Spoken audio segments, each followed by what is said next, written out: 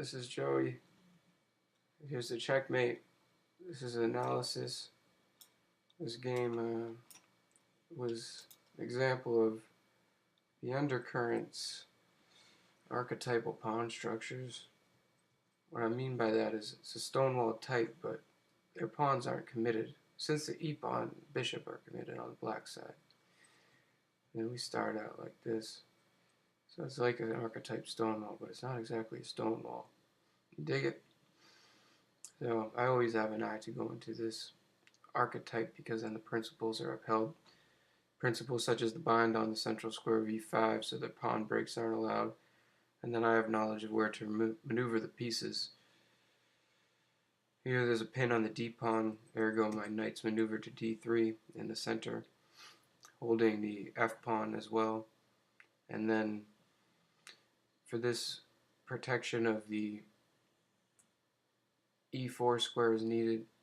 Knight bd2 couldn't be played because there's a pin on the d pawn, and once that pin's there, sometimes the e5 break can be achieved.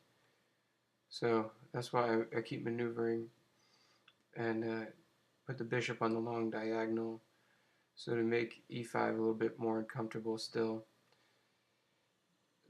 The g4 denies the post on f5. It seems risky, but it's the safest way, does not allow the post. And the tempo on the knight. This is actually where I disagree. They blundered here, knight e4. This just gives up a pawn, and I think that they thought that the f pawn wouldn't hold, but at this point I even have the f2 square for the queen, and then after that h4, h5 kicking the knight, unless they do something brash. So they jumped in after this tempo kick, but really knight e8 was called for, and after knight e8 then queen d2 is a possibility. Following that move, then the f pawn would be held at my discretion, and I have more space, and the f6 square is covered by the g pawn, so that's more uncomfortable for them. That's move 14. I might go back, but right now they blundered a pawn, and bishop h1 is pretty tricky. Knight g6. It's about the light square bishop being opened up, which is good. And now they lash out. If they haven't lashed out with e5, then I have queen f2 and h4, h5, and more space, and then I can maneuver the pieces slowly to perfect squares instead of just developing them and then having to tangle them around.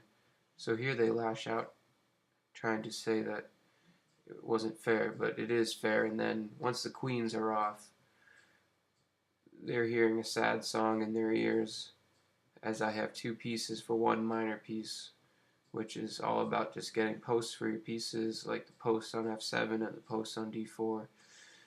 And once those posts are attained, then you get the pawns rolling. And once one gets the pawns rolling, it's an easy conversion.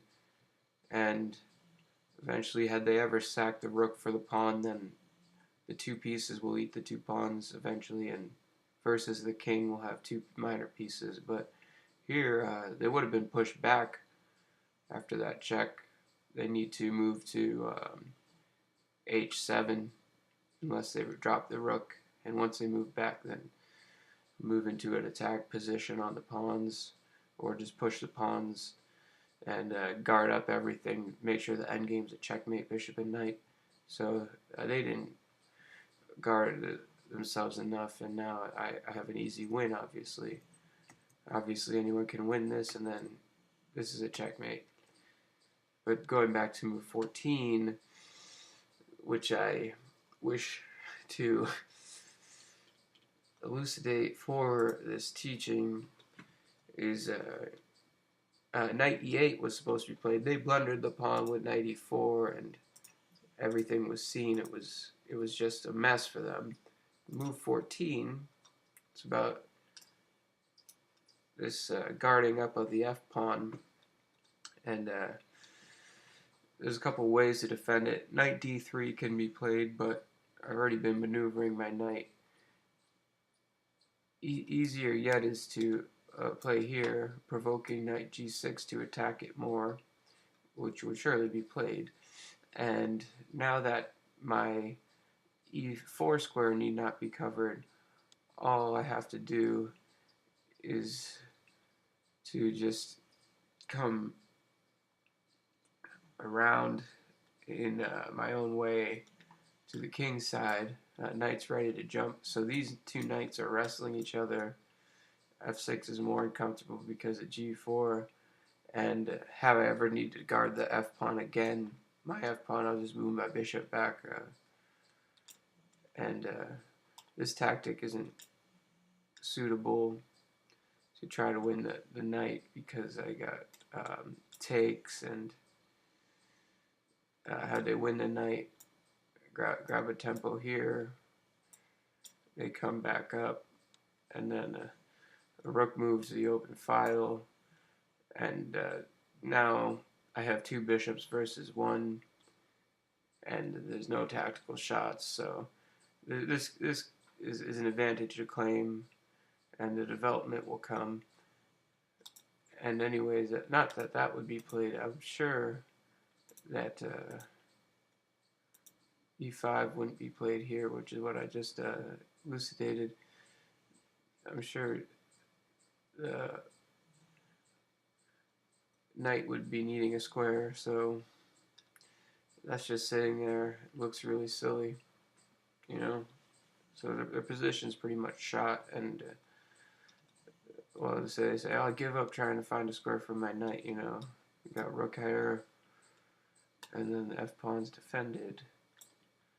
Knight's defended, f-pawn's defended, and you know, maybe they just give up on the f-pawn, or that's over-defended, we'll go back here. They're threatening this type of stuff, and then the queen moves here, and you'll see now that eventually the knight has a square, and I have a couple options here, but really the a-pawn moving to threaten the queen is pretty good. I would probably guard the b3 hole, and then that gears up to move the a-pawn against the queen.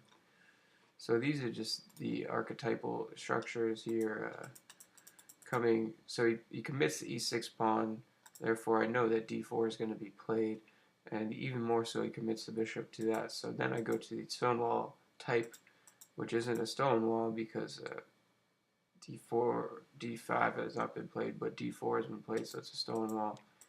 And now it's like a stonewall type of position, and you jump in with e5, mind the pin on the d-pawn, and the maneuvering is wise to the grand plan of the entire game. And sometimes people hate just getting squeezed like this, so then they start sacrificing material, which is what happened in the game.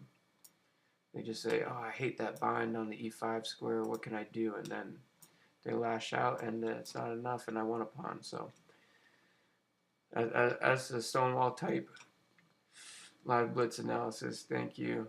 And I hope that you see that the principles that move on through the position can be held, yet as do not break the principles. Make sure the tactics are checked. Make sure the tactics are checked first in the specific scenarios, yet the general principles, fight for them to be upheld as much as you can with the proof of the tactics in the moment. You can also say principles are strategies, and tactics are a raw, gross level of checking everything.